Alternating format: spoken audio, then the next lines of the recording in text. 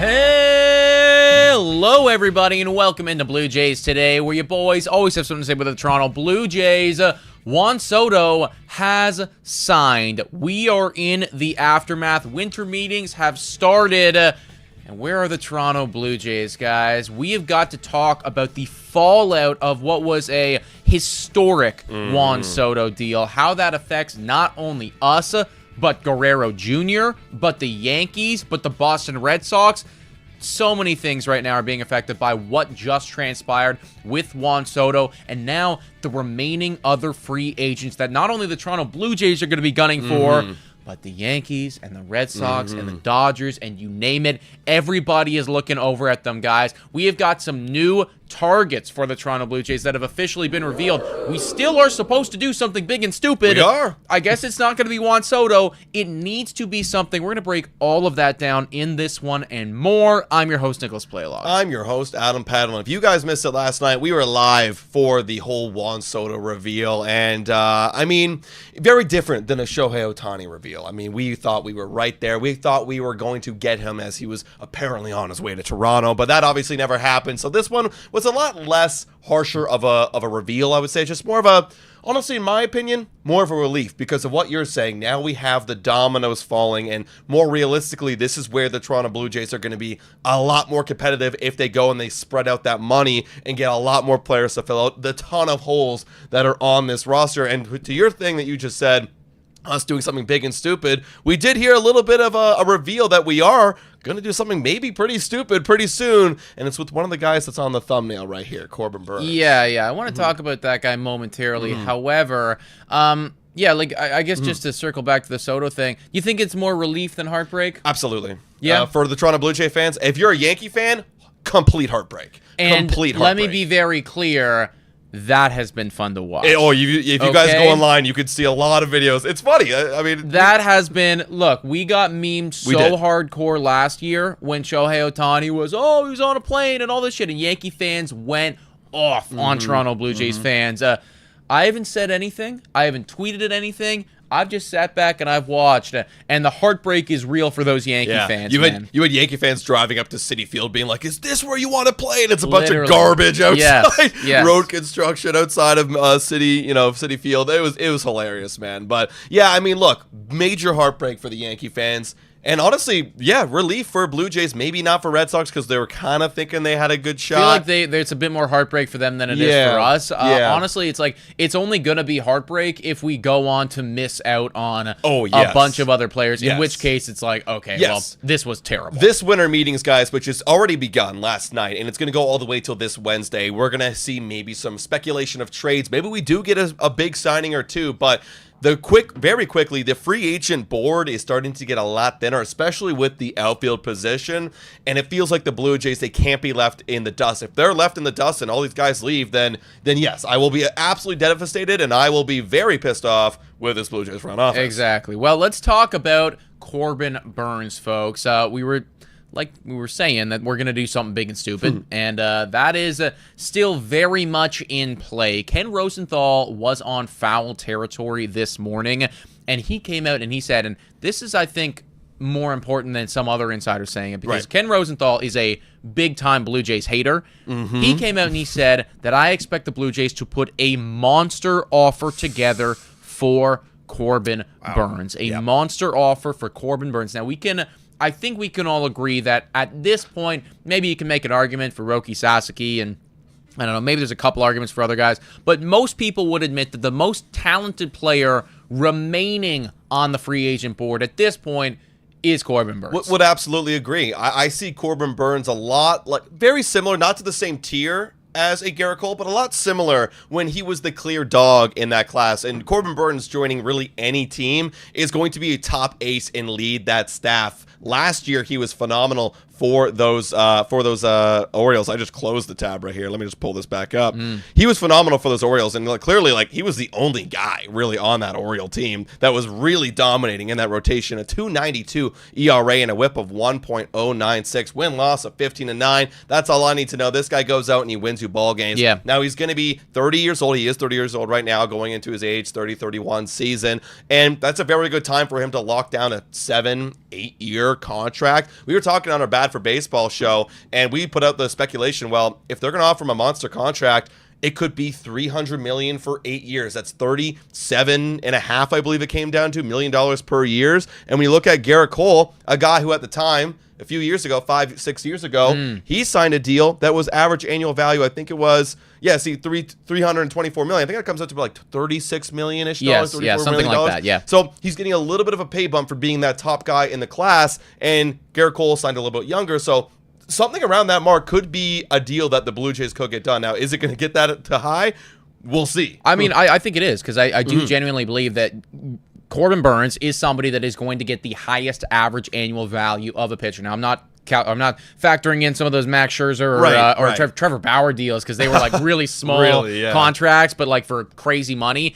Over the course of an 8-year deal, I think that he's going to have the highest average annual value, right? The guy just turned 30 years old. There's still lots of time ahead of him. And I do think that, you can talk about Corbin Burnes as being a top 5 pitcher in MLB. Right. Look at the last few years. Yeah. With those Cy Young finishes. You got a Cy Young 1 in there, and then Cy Young 6, Cy Young 7, Cy Young 8, Cy Young 5. He is always in the mix. So there's no denying that this is a very, very special player. And if the Toronto Blue Jays were to convince him to come to Toronto, it is going to have to be a monster offer, because along with them, you are also going to be going up against the Yankees, against the Red Sox. Those are just two of the biggest dogs right now. But I would anticipate that pretty much everyone and anybody who is looking for a strong starting pitcher is going to be looking at Corbin Burnes, man. It's going to be another one of those tough sweepstakes that I don't want to finish second in. No, I definitely don't, man. Like, absolutely don't want to get involved in another loss, another heartbreak. I do have a question here from Tyler. I do think it's interesting. Question, are you guys worried about Burnes falling swinging strike rate? Big deal for a 30-year-old looking for 7+ years. And yeah, strikeout rate's also below 9 strikeout per 9 innings. And it has been going down for the last couple of years. It has been going down. So, like, am I worried? Nah, not really. I mean, I just need to see results happening. And if what he's doing is still working and it's still fooling people to have weak contact, then that's all I really care about. Yeah, exactly. I mean, like, ultimately, the strikeout rate wasn't good last year. And the guy was still phenomenal, still pitched just shy of 200 innings, had an ERA that would have been the best on the Toronto Blue Jays if he was on this team. I still think that Corbin Burnes is a very, very quality player, and honestly, the advanced sabermetrics really back it up. This is somebody that I could get behind paying $300 million, because ultimately, I do believe in the talent of Corbin Burnes, and the talent is legit. Now, there's going to be a lot of Blue Jays fans in the chat, in the comments. Also, shout out to the 300 people watching. If you haven't already done so, hit the like, smash the subscribe button. I also see the donation, which we will get to momentarily. But there will be a lot of people in this chat, in the comments, suggesting that, hey, Corbin Burnes is a pitcher. We don't need pitching right now. We need hitting, which I think is very true, very accurate. Right. But I would also argue that Corbin Burnes is a special tier of player, and for that reason, I'm okay with shelling out a lot of money for him. Yeah, absolutely. I've said this time and time again, just, cast a net and see what you get. And getting the best talent available would be Corbin Burnes. And if you add him to this type of rotation, I got the Blue Jays roster right up here. Kevin Gausman, Jose Barrios, Bowden Francis, which it's funny they have Bowden Francis at the number 3 spot because he is playing like a true number 3. Chris Bassett, Yoro Rodriguez. Well, you add Corbin Burnes, that knocks every single buddy down. Now Gausman's your 2, Barrios is your 3, Bowden Francis is your 4, Bassett is your 5. That's phenomenal. Yariel goes to the bullpen and helps out in that area for me. So, yes, would I want more hitting? And we're going to get to that in a moment. Absolutely. And I think this offseason would be a bit of a failure, actually, it would be, if we don't go and add some sort of power in that lineup. But, hey, if he's available and he's willing to sign and go to the Blue Jays and play for 8 years, sign me up right now. Now, we do have a donation in here from Adored Carrot saying, I wonder what Greg thinks about Burnes to the Jays. Shout out and thank you, Adored Carrot.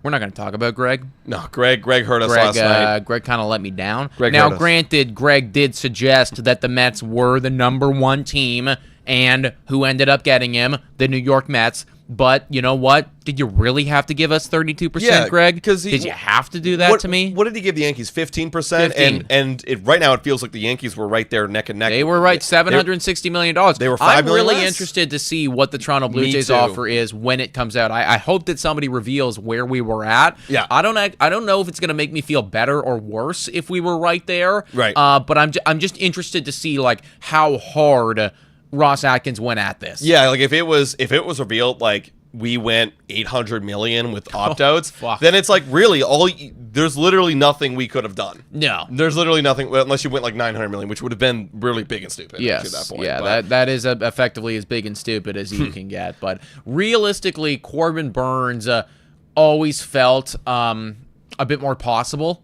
than Juan Right. Soto. Right. That being said, though, like it still kind of feels like something that, I don't know, like we're going to lose out to the Yankees Yeah. or we're going to lose out to the Red Sox, right? Like, do you actually see a reality where Corbin Burnes, the top pitching target, right, the guy who won a Cy Young several years ago and who has been phenomenal, decides to come to Toronto? I mean, you could make a argument based on history. I mean, Kevin Gausman came to Toronto, and he was, I think, at the time one of the that's top, true. That's one true. of the top guys in Yeah. that class, right? And you were like, okay, well, we got him. That was very exciting. Granted, very different team when he signed with the Blue Jays. It was. We had hope. We won 91 games. We just missed the playoffs. Bo, Vlad, Springer, everyone looked phenomenal in that 2021 season. This is a very different team. However, you know, if we're going to kind of compare the whole Juan Soto sweepstakes to the, you know, Corbin Burnes sweepstakes, because you can, because it's literally Yankees, Red Sox, Blue Jays, I mean, we're still going to have to fight with the idea that, like, well, Boston's a little more attractive because they got more guys locked up for long term. The Yankees are obviously the Yankees that can pay you money and you can be in the Bronx and be a hero there with Garrett Cole. Where the Blue Jays, all your leverage is we got a lot of money. We got a lot of money. That's the only way you're going to get anybody. Same copy and paste the same argument with Juan Soto over to Corbin Burnes. We got to pay him a lot of money. Exactly, and you have to be paying him a lot more money than everybody else. Now, the good news is that Corbin Burnes isn't Juan Soto, and I don't think that anybody would be willing to go up to 350, let's say, for Corbin Right. Burnes. Now, I'm not telling you to do that, Ross, but I'm just saying, like, I think it's more possible to outbid other people for Corbin Burnes than it was for Juan Soto, because I Yeah. truly believe that now that the numbers are coming out, Steve Cohen just wasn't going to lose. Right. He just wasn't going to allow himself to lose those Juan Soto sweepstakes, whereas somebody might for Corbin Burnes. Yeah, and let me ask you this, guys. Would you rather overpay Corbin Burnes an insane amount of money, have him for 8 years, you have another star ace in this rotation, or get nobody at all? Because that's what it kind of feels like. Like you have to overpay somebody this offseason or get nobody. Well, which one do you rather have? Yeah, of course. And I'm certainly coming to terms with the fact that overpaying is just going to, it's inevitable. It's going to be part of this whole thing, right? If your goal truly is to be competitive in 2025, as you have said that it is time and time and time again, then the only way that you're going to convince these other players on that goal is by giving them a shitload of money. Corbin Burnes is one of the targets. Another one is Anthony Santander. Now, we heard a couple weeks back that the Toronto Blue Jays badly covet Anthony Santander, and then kind of everything went quiet, and it's because Juan Soto was capturing all of those headlines. But he's signed now.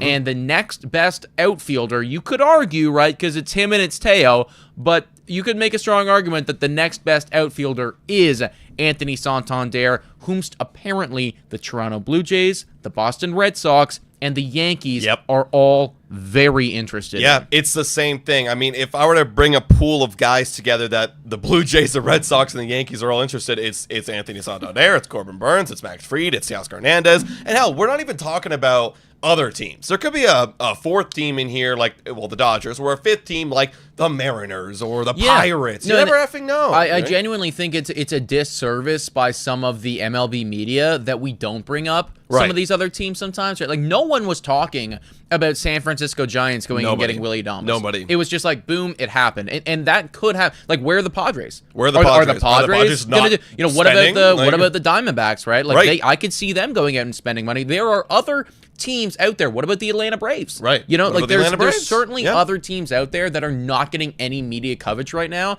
And I would imagine that because Anthony Santander isn't of the same dollar amount as a Juan Soto, that a lot more of these other squads, Atlanta and Arizona and Seattle, are going to get on the phone and call and say, hey, you know what? This is a 44 home run hitter that we can get at not a discount, but at least a reasonable price. Right, and then it goes to show, like, even more so, well, that's why the Blue Jays are going to have to overpay for somebody like an Anthony Santander. You're damn right, yeah. I mean, right now, like, Spot Rack doesn't have Anthony Santander making a lot of money. I completely disagree with this. I think he's going to get... could be even upwards of like 20 to 25 million average annual value per year, right? Like, obviously, the one big year he had was last year with 44 homers, but he's had 30 homers in the past. So, like, that's a little bit of a thing that might ding him a little bit. But he could easily get, 25 million per year for 4 years. That's 100 million. I could see him landing between that, like 75 to 100. But if the Blue Jays are really going to want to get him, they're going to have to pay him a little bit even more. Are you willing to overpay for someone like an Anthony Santander? Is that something you would be willing to overpay for? Listen, man, it is what it is, right? I put it this way last night, and I'm going to stick with this. It's never actually an overpay if you can continue to make good moves later down the line. It's only ever a problem if that Santander contract in several years from now inhibits you from making other moves because you're already spending so much money on Santander. So if that's a real thing that the Blue Jays are concerned about and being like, oh, well, if we spend $25 million here, then we're not going to be able to spend, there in 3 years from now, then yeah, that could be a problem. But I don't think that's the case here. And ultimately, if you want to be competitive, this is the price to play the game. Yeah, because a lot of people are forgetting right now that, like, sure, in 2025 and 2026, we got a lot of guys on the books, right? I mean, less so in 2026 and 2025, of course. But if you're gonna go over the luxury tax for the next 2 years, you can. I mean, we tried to go under it. I think we just got underneath it this past season with all the trades and getting rid of all these contracts. Yeah, they did. So, okay, great. We reset our luxury tax. Now we have 2 years where we can get that little bit of a percentage hit over the luxury tax and have to pay a little bit more. But then in 2027, there's literally Jose Barrios and there's literally Yariel Rodriguez. That's it. So if you could go get someone like Anthony Santander and let's say he sucks and you're paying him $25 million per year, okay, you can afford it. You're under the luxury tax as of right now. Yeah. All I care about is winning next year. And I think Anthony Santander gives you a great opportunity to do that because he is coming out for 44 home run year. And maybe he gives you a little bit more juice. We don't know how long he's going to last this power surge. But I know that the best bet is he just hit 44 home runs. Let's see what he can do next year. Exactly. And I do see some skepticism into the chat. I also see Asia saying which one's Nick and which one's Adam. I've only been here once. I am Nick. This is Adam. Welcome back. Thank you to everybody who's tuning in right now, guys. All the new viewership, all the new support as we are covering these winter meetings is so appreciated. If you are new here, please hit that like and smash that subscribe button. I think we're close to 69 likes on the stream, which would certainly help out the boys and feel really, really good. But I see a lot of skepticism in the chat just talking about how the batting average is low. Right. The strikeouts can definitely be high. This could be another George Springer situation. Right, and I want to be very clear. You're damn right. It absolutely It really could. Other than Juan Soto, and maybe Corbin Burnes and maybe Max Fried, there's really not any other sure things on the free agent market. You're paying for what they've done in the past, and you're hoping that they'll continue to do it. The same thing can be said for Teoscar Hernandez. He had a great year last year, but he's like 2 or 3 years older than Anthony Santander, right? He's going to be 33, 34 very soon. So, I mean, are you going to start to see some age factor into it? Probably, eventually, right? He's got concerns. Alex Bregman. It's kind of been a slow and steady decline for him. The defense is great, but a lot of people are worried about his production with the bat. Pete Alonso, he's coming off of his worst year offensively speaking. There's no sure things. Well, that's why the only sure thing is Juan Soto. He got paid $765 and he got a record million deal. for it. Like there's gonna be dings. I even saw someone saying that like Santander is not great defensively. That's why we got Dalton Varsho and George Springer. Like that's we have those guys there, and we can't be perfect. Like if he was a great defender and he had a great batting average and he had 44 homers, dude was getting paid $400. He's Vladdy now, actually better because he actually has the defense. He's getting paid $450 million. So yeah, no, like we can't be perfect here, guys. What we need is just power in the lineup. I mean, take a look at our lineup, everybody. Tell me in this lineup right here, who's hitting over 30 home runs next year? This is a very easy question. Who's hitting over 30 home runs? There's only one guy that's got potential, really. Only one guy. And Vladimir Guerrero Jr. He's not a sure thing. And he hasn't been a sure thing. Yeah, he's not. It's like in the good years, he'll go over that. But last year, we kind of saw, his power traded away for the contact. And I'm not mad about it. Like, again, Guerrero had a great year, and it is a year that on effectively any baseball team you can bat third and feel great about. But yeah, there isn't anybody in here that is a lock to give you a ton of power. You hoped it was George Springer. I think we can safely admit that is just no longer the case anymore. So bringing in a little bit more of that is important. And like, it's a building block, right? Like, you add Santander, I don't think that necessarily solves a lot of problems. I still think there would be a lot of problems in this lineup. But let's play hypothetical here. You add Santander, you go add like a Gleyber Torres or a Ha-Seong Kim. You throw those guys up in the leadoff spot. That solves your George Springer problem right there. You go Ha-Seong Kim, Gleyber Torres, Bo Bichette, Vladimir Guerrero Jr. You go Santander. You got Spencer Horwitz 5, Kirk 6, maybe George 7. Boom. Now your lineup looks a lot more interesting. We're not asking to be the top dog in offense this year, but if you go and you add someone like a Corbin Burnes, this is the perfect offseason I'm hypothesizing right here, then damn, you might actually have a chance to take a run at a wild card spot next year. Can we take a moment and pull up Keegan Matheson's recent tweet just right now? Yeah, just highlighting the roster and everything like that. He put out, I mean, it's not really a graphic, it's just kind of like something from his notes, but you can see everybody in one image. And he just says, if this is a rough sketch of what the Blue Jays roster would look like if the season started tomorrow. Thankfully for all of us, it doesn't. But consider this the ground level they're trying to bring build up from. The bullpen is horrendous. I think he put it perfectly there. God only knows. You look at that infield, and you have Vladdy, and you're not really sure what you get out of Bo. And you hope that you continue to see stuff from Ernie and Will. It's like, well, there's promise there, but nothing's a sure thing. And same thing with Spencer and Leo, we don't know. And you look at those outfielders, and I mean, George Springer, God only knows what we're going to get there. Dalton Varsho, I think we do know. But he's healthy. He could start the year on the IL. Exactly. We all forgot about that at the end of the year. Joey Loperfido. No, he's not. He's got so much swing and miss. There's just, you look at this, and he put a bunch of question marks in that bullpen, which is super fair. But I think you can start to put a lot of question marks next to guys as well. Yeah, exactly. There's not a whole lot of exclamation points that you can really highlight on this Toronto Blue Jays team, and that can be said for every roster. You're not going to be the Dodgers, and I don't expect us to be the LA Dodgers because effectively everybody in their fucking team is great at baseball.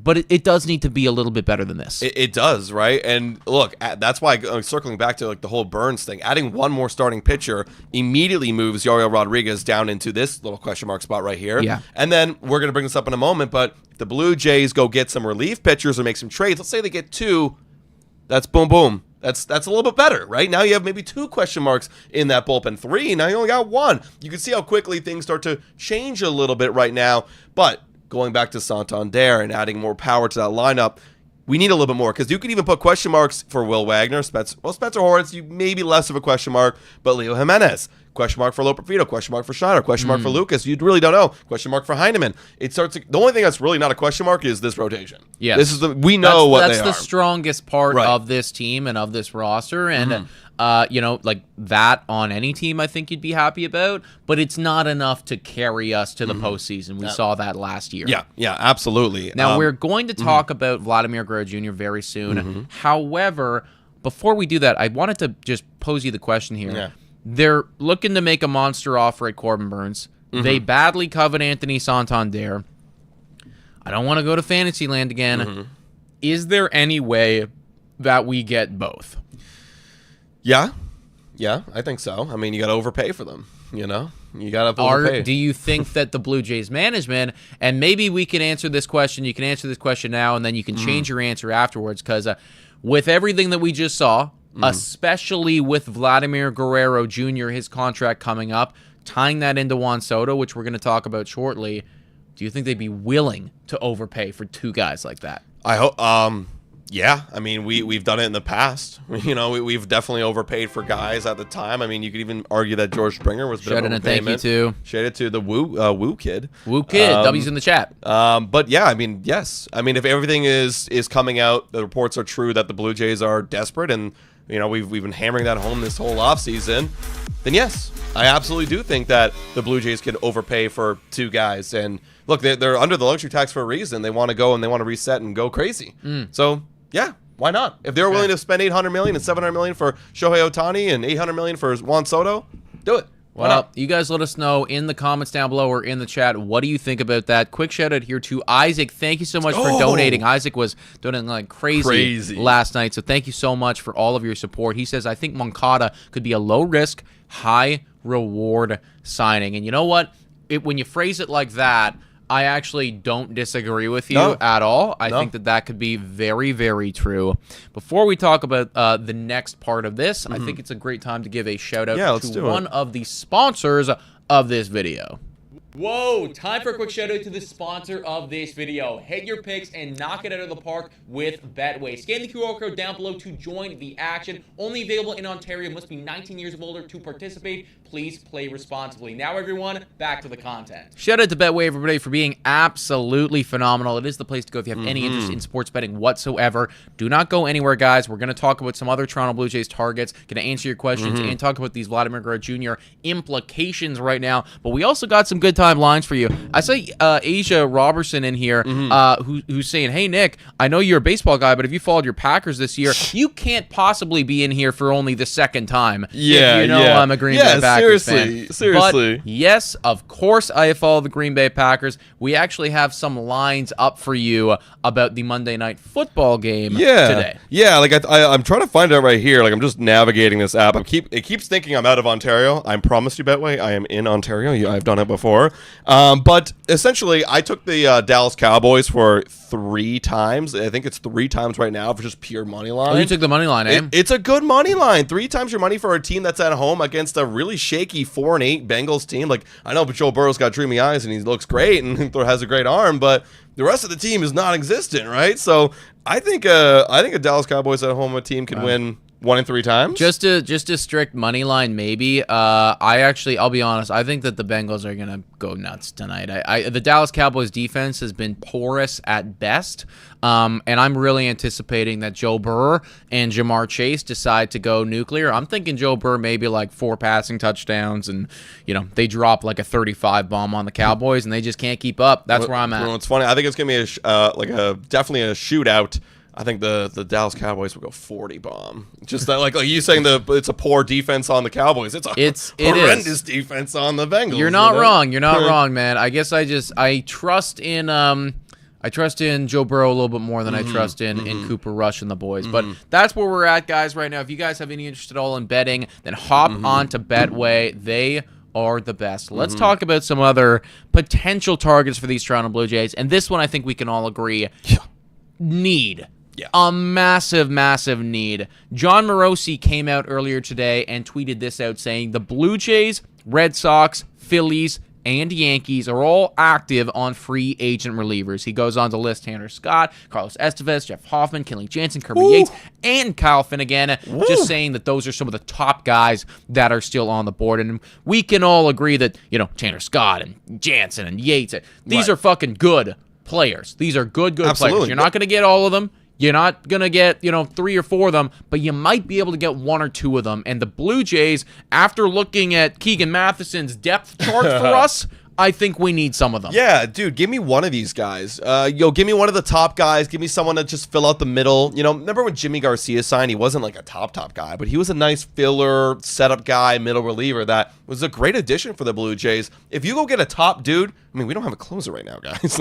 We got to go get a closer this offseason. I think we're going to be pretty desperate to make that happen. You go get a middle reliever, and then you can make some trades at this winter meetings to go get another guy who's depth, maybe younger, with some longer control. Boom. There's your 3 guys. There's definitely a lot more question marks in that bullpen, but that's better than nothing. So the Blue Jays, that could be something that could happen this week. Just boom, all of a sudden, we signed a guy, and that's going to help the team in the long run, for sure. Yeah. Now, we do see some people in the chat saying these arms are going to playoff teams. Unknown says that. And, listen, I don't disagree with you, right? Like, you hear a name like a Tanner Scott, and you automatically think playoffs. And you hear names like, Kenley Jansen. That guy's won World Series before, right? Like, you're always going to run into that roadblock. I want to make it very clear. It's never going to be easy to sign free agents when you only win 74 games. Yeah, and you're located in Canada, and your star player is on a 1-year deal. It's never going to be easy. So as we keep saying and banging our heads up against the wall,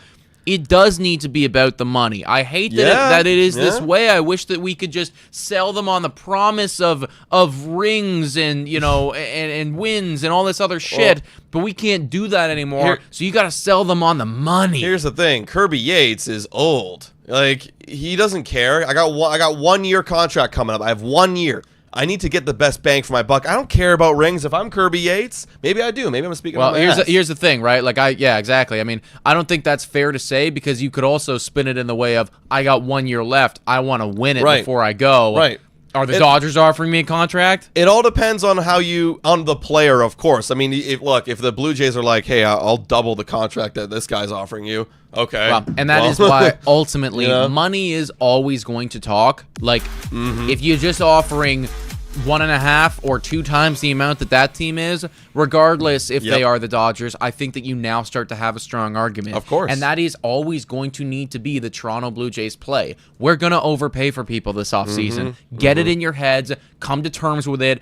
It's not going to be pretty. They're going to age like shit. That's the contracts, not the people. I hope not the people. But the contracts are going to age badly. But we just need to come to terms with it, because that's the way that they have to run this team. That's the way, right? Shout out to Isaac one more time with a $5 dono saying a trade for Ryan Helsley would be nice. Yeah, Ryan Helsley. I think Ryan Presley as well was a guy being tossed around. Yes, over there on the Astros. Over there on the Astros. Go make a trade. A lot of people need middle infielders. We got a lot of them. Thank you so much for supporting again, Isaac, dude. You are an MVP. Usually, I don't know if you're here during the season, but we go live for the games as the season is on. We got a board right up there. We will write your name, MVP, on it, dude. Sadly, we should really have some like MVP counter here for the Blue Jays today off-season something show. Like that. We don't have that yet, but just know you're an MVP. Well, once we get a new computer and we have a little more processing power, we'll make it Maybe work, we can do that, dude. Let's talk. Oh, sorry. I was going to say, speaking of MVPs, or at least the Toronto Blue Jay MVPs, there's one guy in particular that we got to talk about here, and his name is Vladimir Guerrero Jr., because his contract, or his potential contract, could be heavily influenced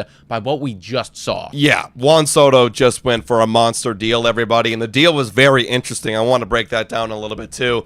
But Vladimir Guerrero Jr. was always waiting for that contract and seeing what he could have got for him to make his decision, because next offseason, he's the top dog. Again, we broke it down on Bad for Baseball, but you look around at the free agent class, it's a monstrous tier difference of talent between Vladimir Guerrero Jr. and the next guy. Yeah.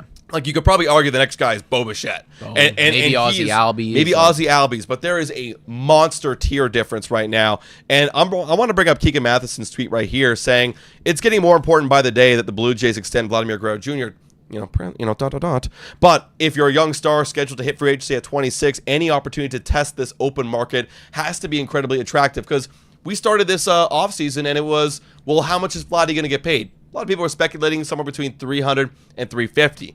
Well, let's go back last offseason. How much was Juan Soto expected to get paid? Well, maybe anywhere between $450 and $500. Dude just almost got 2 times that amount of money with a very competitive market, and he will be the top dog next season. So if he's already starting at $300 to $350, who's to say that Vladdy won't get $500 million? I know that sounds crazy, but we just saw a record-breaking contract happen this offseason. So, when we're talking about Vladimir Guerrero Jr. extensions, it's probably not going to happen this offseason, and the Blue Jays are going to have to get very creative if they do want to make it happen before he hits free agency, because it's going to be a lot. Yeah, man. This is going to suck. It's going to suck. Look, it is, right?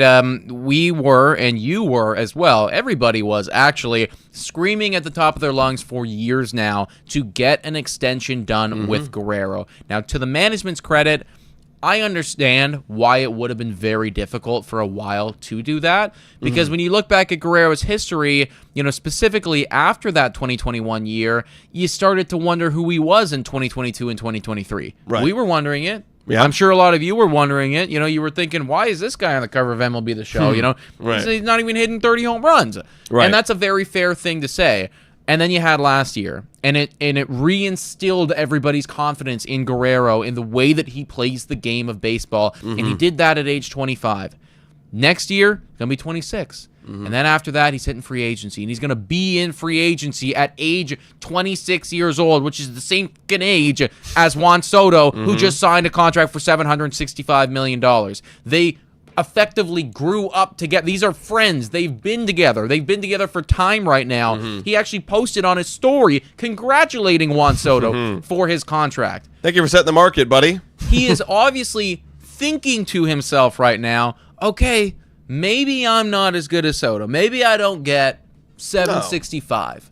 But when I hit free agency, the Yankees are going to be hungry for a first baseman. The Red Sox are going to want to spend money. Maybe the Texas Rangers are back in the market. Maybe the Mets are maybe I could go play with Juan Soto on the New York Mets. Sure. Maybe the LA Dodgers. Why not? Maybe Freddie Freeman is starting to age a little bit out there on the LA Dodgers. And you know what? They want to recycle the clock and bring somebody. I mean, these are all thoughts that if I was Vladimir Guerrero Jr., I'd be having right now. And if you can get in a bidding war with all of the teams that I just listed, then who's to say that your contract can't get to 500, 550, $600 million? I mean, you look at the stats, right? I mean, look at this compared to Juan Soto. I mean, he's effectively a little bit better than half of Juan Soto in his career in terms of WAR. You know what I mean? Like, and batting average a little bit better. Obviously, he's played one more extra year than Vladimir Guerrero Jr., so a lot of these numbers are inflated. But, you know, he's not horrendously far off from a Juan Soto type of career that he's having, right? So yeah, 400, 450 could be up there.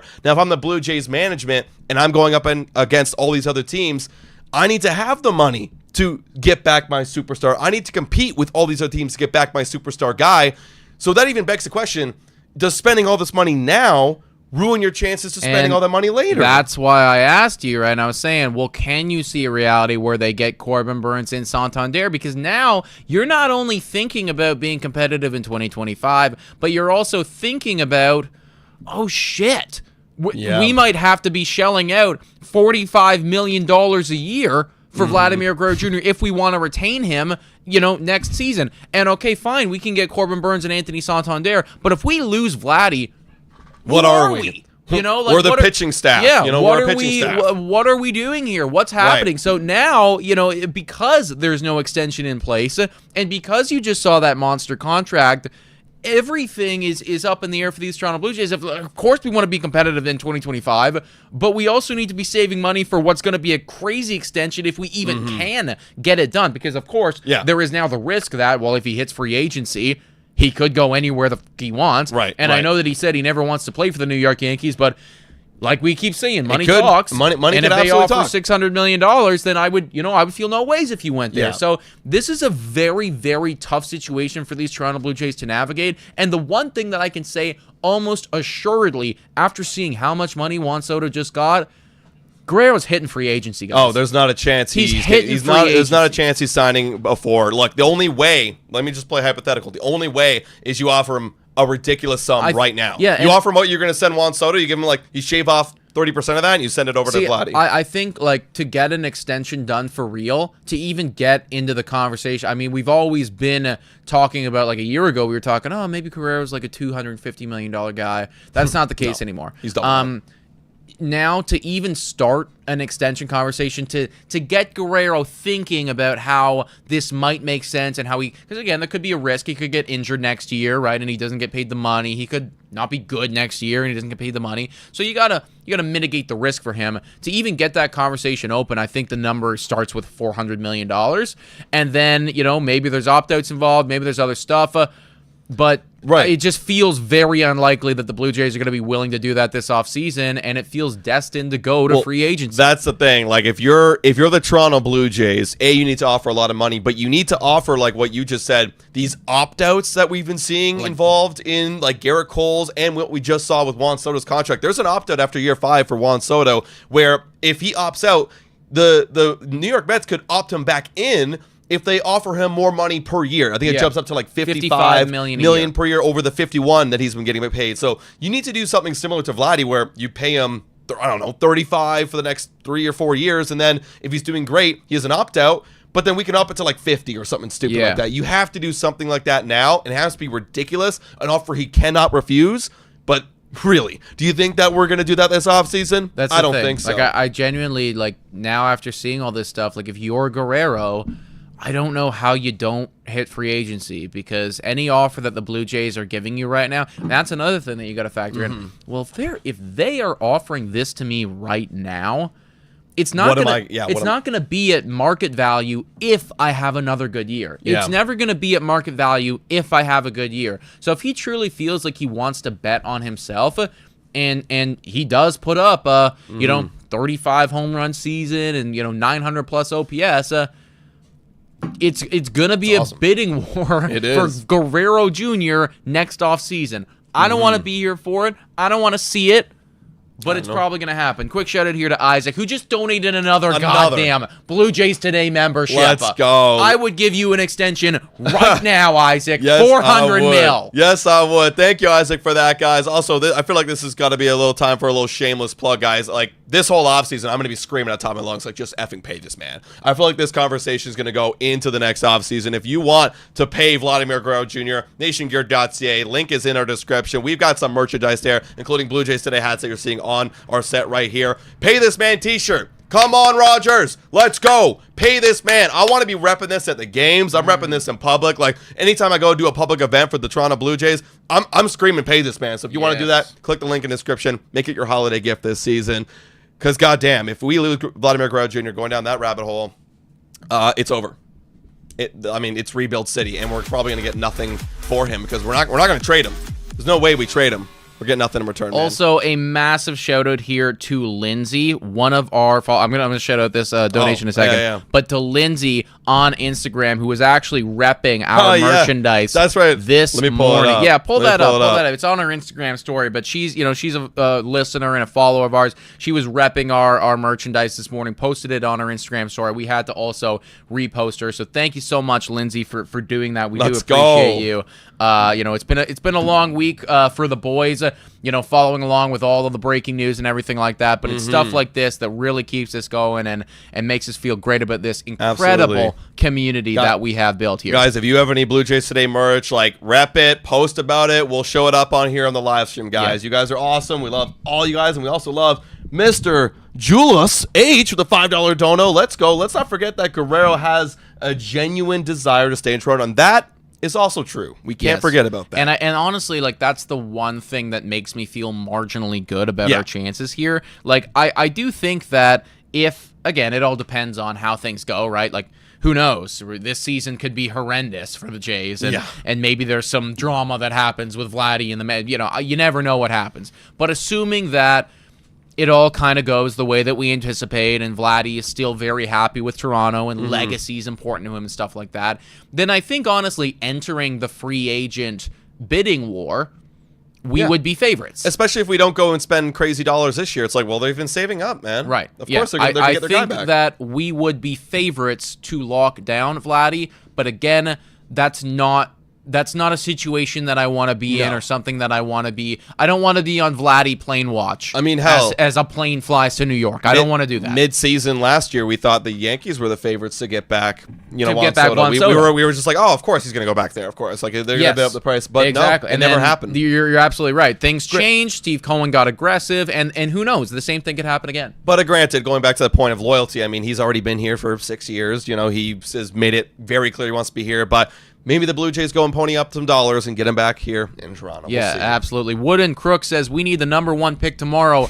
You are so right. We are going to be live tomorrow, potentially even live later tonight if some news breaks. We'll see how it all goes. But assuredly, we're going to be live tomorrow for that draft lottery. I think it happens in the evening. 5:30, yeah. Okay, so the draft lottery should take place at 5:30, everybody. We're going to be live for that. It should be a really good time, and can't wait to watch it all with all of you. Can't wait, guys. Thank you so much for the 360 people still here in the live stream. You guys are so awesome. It's been a blessing to bring you guys all the latest Blue Jays news and MLB updates, guys. We're not going anywhere because the winter meetings are just beginning. Yeah, seriously. We gotta get a guy. We gotta get a guy so bad, dude. I'll be honest. I'm getting real shades of last year. Me too. I'm getting shades of last year, and I hate every second of it. JD Martinez is a Toronto Blue Jay with Tim Hill. Yohan Moncada and Gleyber Torres watch incoming. You guys are the best. Legends in the chat. W to our community. We appreciate all of you. And as always, go Jays, go!